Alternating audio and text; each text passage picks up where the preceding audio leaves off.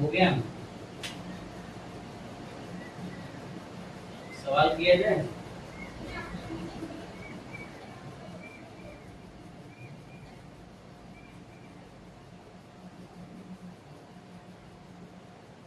ऐसे किसी भी रिएक्शन का लिख लोगे ना तो बोलो भाई, मोल मोल खेलना है और अणु अणु खेलना है, द्रव्यमान द्रव्यमान और लीटर लीटर, यानी मास मास, वॉल्यूम वॉल्यूम, मोल मोल और मॉलिक्यूल्स मॉलिक्यूल्स। बता दूं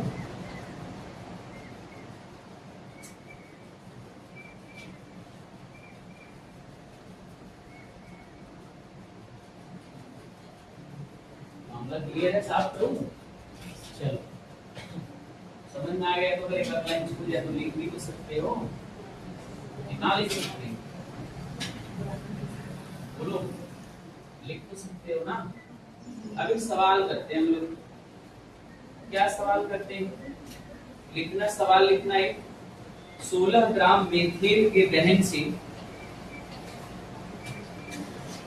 16 ग्राम मेथेन के दहन से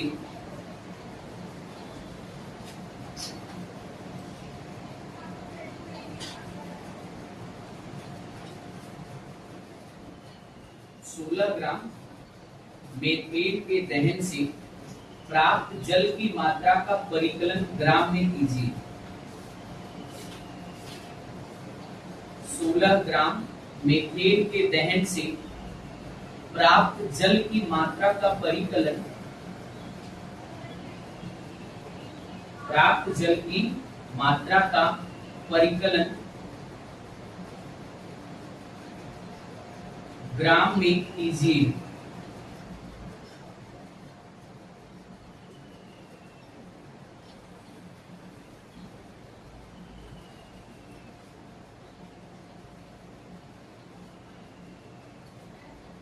ग्राम में कीजिए। ठीक, कर लिया जाए तो सबसे पहला काम होगा हम केमिकल रिएक्शन लिखेंगे। ठीक है ना? अभी वही जो लिखे हैं आपने, क्या लिखा है जरा बताना हमें। CH4 गैसियस स्टेट प्लस में, बताना। अरे मुंह से बोलो, मुंह से। अपोजिशन, गधा लोग कहीं का। 2O2 गिव्स, ये भी गैस है। बोला करने बड़ी मार मारेंगे तुम लोग, ये आदत मुझे बहुत खराब लगती है, गूंगों की तरह बैठे रहना। तो क्या बनेगा यहां से, इसका दहन कराओगे तो? सबको मालूम है जब हाइड्रोकार्बन को बर्न किया जाता है, कच्चा 10 नहीं है, हाइड्रोकार्बन के दहन से क्या मिलती है? कार्बन डाइऑक्साइड और जल मिलता है। कम से कम इतना मिल ही जाएगा, बाकी प्रकाश और उष्मा भी मिलता है। पर यहाँ हमको प्रकाश उष्मा का कोई केमिकल रिएक्शन नहीं लिखना है, कोई केमिकल फार्मूला नहीं देना है। तो यहाँ पर आपका आ जाता है कार्बन डाइऑक्साइड, ये भी किसमें? गैस में, और प्लस में 2 मोल्स ऑफ H2O, ये भी किसमें? गैस में। कह रहा है कि 16 ग्राम मेथेन के दहन से प्राप्त होने वाला क्या? जल। जल के मतलब 16 ग्राम मेथेन को जब हम जलाएंगे तो जल कितना प्राप्त होगा? ग्राम में कह रहा है, बताइए ना। वो तो डायरेक्ट दिख रहा है, 36 ग्राम दिख रहा है ना, डायरेक्ट एकदम। कैसे? 1 मोल रिएक्शन से दिख रहा है ना, तो हम इसको ऐसे करेंगे, उपरोक्त अभिक्रिया से। ये जो अभिक्रिया लिखी हुई है, उपरोक्त, ध्यान से देखना, उपरोक्त अभिक्रिया से, अभिक्रिया से, इस अभिक्रिया से हमें पता चलता है, हमें पता चलता है कि, क्या पता चलता है? 1 मोल, 1 मोल, हम मोल वाला बात करें तो मोल में ही बात करेंगे, स्टोइकियोमेट्री हम पढ़ रहे हैं, ठीक है ना। 1 मोल CH4 के दहन से, दहन से, हाँ 2 मोल क्या मिल रहा है? 2 मोल जल मिल रहा है। 2 मोल जल के प्राप्त होते हैं, प्राप्त होते हैं। 2 ही मोल मिला है ना जल का, ठीक है। अच्छा, अब 2 मोल पता चल गए। अब हमें ये तो मालूम है यार, 1 मोल में कितना होता है। 1 मोल में तो पता है ना कितने अणु परमाणु होते हैं, 1 मोल में कितने होते हैं बताओ।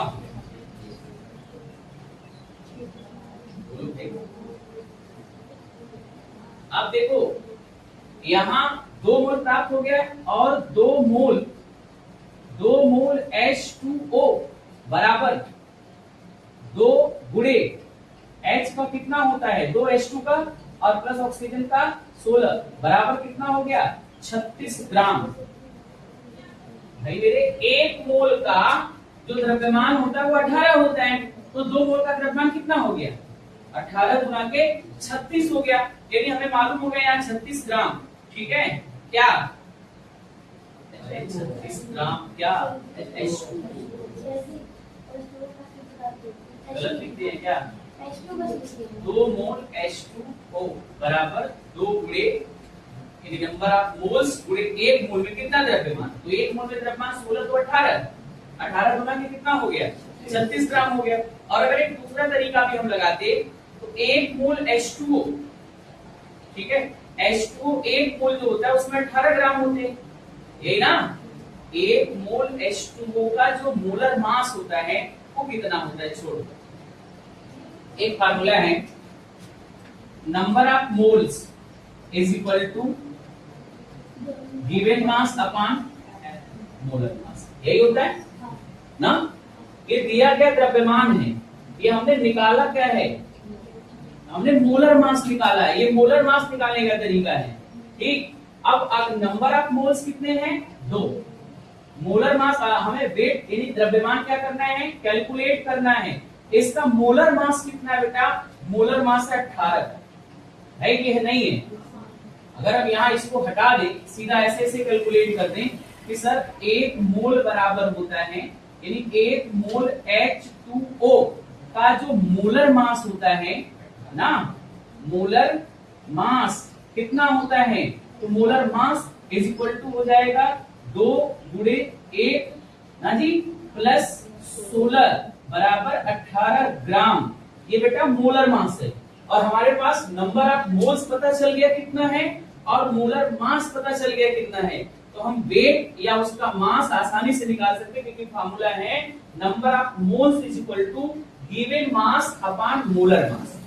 हमें गिवन मास निकालना है, मोलर मास पता है, नंबर ऑफ मोल्स भी पता है, यानी 16 ग्राम, ये 16 ग्राम था ना, 16 ग्राम CH4 के दहन से हमें कितना नंबर ऑफ मोल्स मिलता है, 2 नंबर ऑफ मोल्स कितने किसके मिलते हैं। तो अब यहाँ हो गया W इज इक्वल टू 18 गुना के 36 ग्राम। बस यही आंसर है बेटा। आप ऐसे मुंह से नहीं लिखोगे, मुंह से लिखने के लिए मैंने ऐसे समझाया है आपको, कैलकुलेशन करोगे आप। ठीक, बहुत आसान है, एकदम आराम से हो गया, नोट कर लो इसको। हमने क्या किया, हमने नंबर ऑफ मोल्स पता कर लिए। बोलो पहले हमने क्या निकाला, नंबर ऑफ मोल्स निकाला किसका, वो कह रहा है 16 ग्राम को दहन करने से। 16 ग्राम 1 मोल होता है, यही ना रिएक्शन क्या बता रहा है, हमने लिखा है उपरोक्त अभिक्रिया से हमें पता चलता है कि 1 मोल CH4 के दहन से, या इसी 1 मोल को हम ब्रैकेट में लिख लेते हैं कितना 16 ग्राम, यही ना भैया, के दहन से 2 मोल जल के प्राप्त होते, यानी जल का मोलों की संख्या 2, जल का मोलर मास उसके मॉलिक्यूलर फार्मूला से निकाल लेंगे और हम सूत्र लगाएंगे number of moles is equal to given mass यानी दिया गया द्रव्यमान बटे उसका मोलर द्रव्यमान। तो हमें नंबर ऑफ मोल्स मालूम है, हमें मोलर मास मालूम है, हमें केवल मास कैलकुलेट करना है। तो आराम से भैया ये इधर चला जाएगा, पूरा हो जाएगा 18 गुना के 36, W is equal to 36, W क्या है मास है, उतार दीजिए जल्दी से। हम वहां भी लिख सकते थे, वहां पे जो लिखे थे जो मिटा दिए हम, लेकिन ऐसे करोगे तो ठीक रहेगा।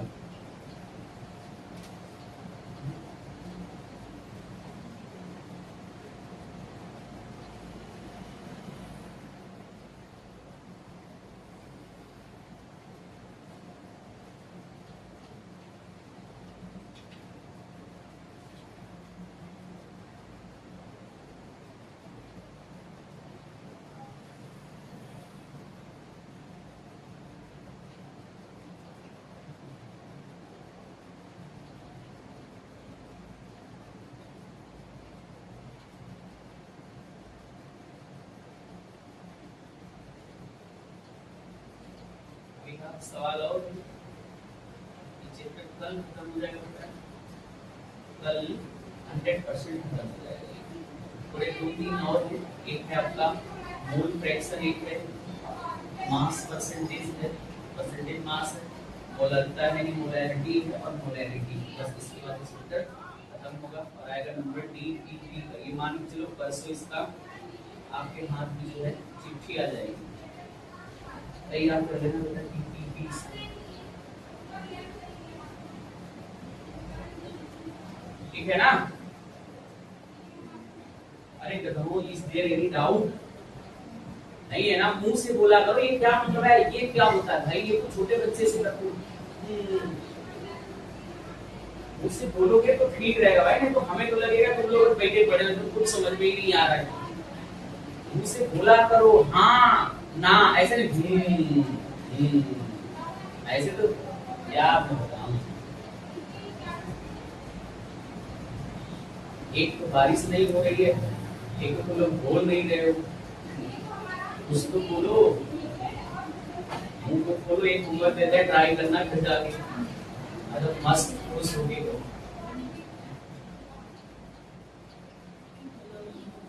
बोले लो भैया लिखो, बहुत आसान था, बुद्धि लगाना। वो जो 4 हमने बोला था उसी से खेलोगे समझ में आ जाएगा। लिखना मीथेन के कितने मोलों के दहन से, मोलों पूछना, मोलों, मीथेन के कितने मोलों के दहन से 22 ग्राम कार्बन डाइऑक्साइड ब्रैकेट में जी लिखना गैस, मीथेन के कितने मोलों के दहन से 22 ग्राम कार्बन डाइऑक्साइड गैसीय अवस्था में, यानी जी लिख देना ब्रैकेट में, 22 ग्राम कार्बन डाइऑक्साइड प्राप्त की जाती है। रिएक्शन सेम रहेगा बेटा। सबसे पहला काम होता है संतुलित समीकरण लिखना। 22 ग्राम कार्बन डाइऑक्साइड प्राप्त होती है, आपको निकालना है किसका मोल, CH4 के मोलों की संख्या। किसके लिए? 22 ग्राम कार्बन डाइऑक्साइड के लिए कितना मोल जलाना होगा, बुद्धि लगा लो। 1 मोल जला रहे हैं, कितना मिल जाएगा कार्बन डाइऑक्साइड, 44 ग्राम। आंख खोल के देखो, 1 मोल जलाओ 1 मोल पाओ, 22 कितना, 1 मोल जलाओ 44 ग्राम पाओ, तो आधा मोल जलाओ तो 22 ग्राम पाओ। उत्तर तो पहले ही पड़ा हुआ है, जितना हमने 4 पॉइंट बताया उन 4 पॉइंट से उत्तर सट से आ जाएगा, पर कैलकुलेशन तो चाहिए ना हमको, कॉपी में लिखना पड़ेगा आपको, क्योंकि बोर्ड है ना, ऐसा तो नहीं सर ये उड़ा देंगे, सर ऑब्जेक्टिव रहेगा तो सर टिक कर देंगे। सब्जेक्टिव है, लिखना पड़ेगा। Calculation number of moles equal to फलाना ढिमका, ये लिख रखा है, वेट मास मोलर मास और नंबर ऑफ मोल्स, इसी के अनुसार कैलकुलेट कर लेना। रिएक्शन यही है, सबसे पहला काम बैलेंस रिएक्शन होना चाहिए, बिना बैलेंस रिएक्शन का कुछ नहीं कर सकते। ठीक, आराम से हो जाएगा। उत्तर मैंने पहले ही बता रखा, 0.5 मोल जलाओगे। ऐसे बुद्धि लगाओ गधैया गुड़ का, कि उपरोक्त समीकरण से 1 मोल जलाने पर 44 ग्राम मिल रहा है, तो माना 22 ग्राम के लिए x मोल जलाना पड़ेगा, और x बराबर हो जाएगा क्या, 1 में किसका भाग, 2 का भाग, कितना आ जाएगा, आधा मोल। ठीक, बहुत तेज। अगला हेडिंग लगा लेना, विलयनों में अभिक्रियाएं। विलयनों में अभिक्रियाएं, रिएक्शंस इन सॉल्यूशंस। पहला ही चैप्टर 12 में यही है जो टॉपिक हम शुरू कर रहे हैं ना, यही टॉपिक चैप्टर 1 है 12th में। विलयनों में अभिक्रियाएं,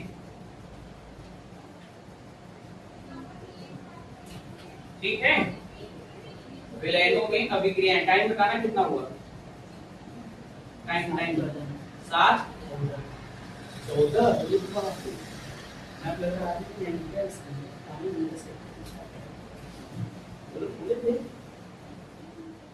बोले तो मैं बोला था तुमको, नहीं बोलोगे ना, कैसे होगा, बोलो।